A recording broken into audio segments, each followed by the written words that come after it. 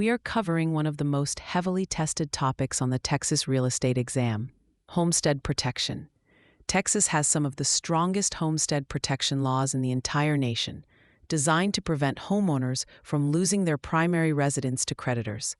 A critical point the exam will test you on is that this protection is automatic.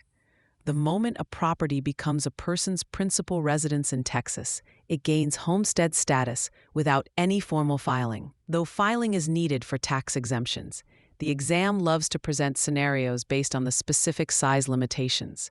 For an urban homestead, the limit is a maximum of 10 acres of land, which can be one or more contiguous lots.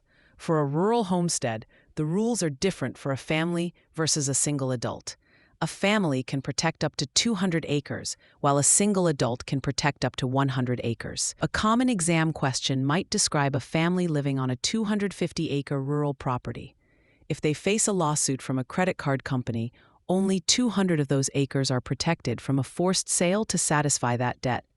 The remaining 50 acres could be seized.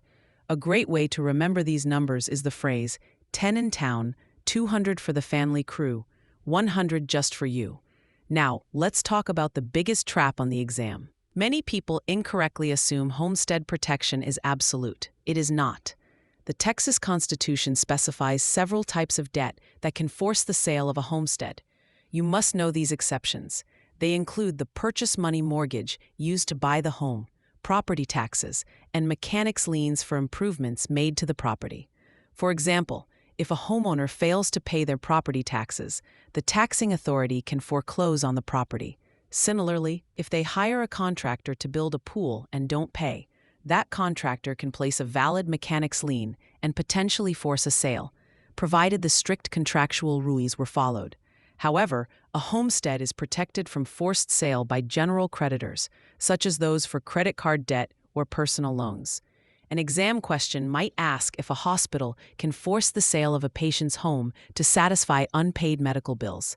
The answer is no, because that is a general debt. The protection also extends to the proceeds from the sale of a homestead for up to 6 months, allowing the owner to reinvest that money into a new homestead. Be prepared for questions that test the distinction between permissible and impermissible liens. The exam will give you a list of debts and ask which one could lead to foreclosure on a Texas homestead. Your job is to identify the specific, constitutionally allowed exceptions. For free practice questions, AI-powered explanations, and more exam prep tools, visit openexamprep.com. That's openexamprep, all one word, .com.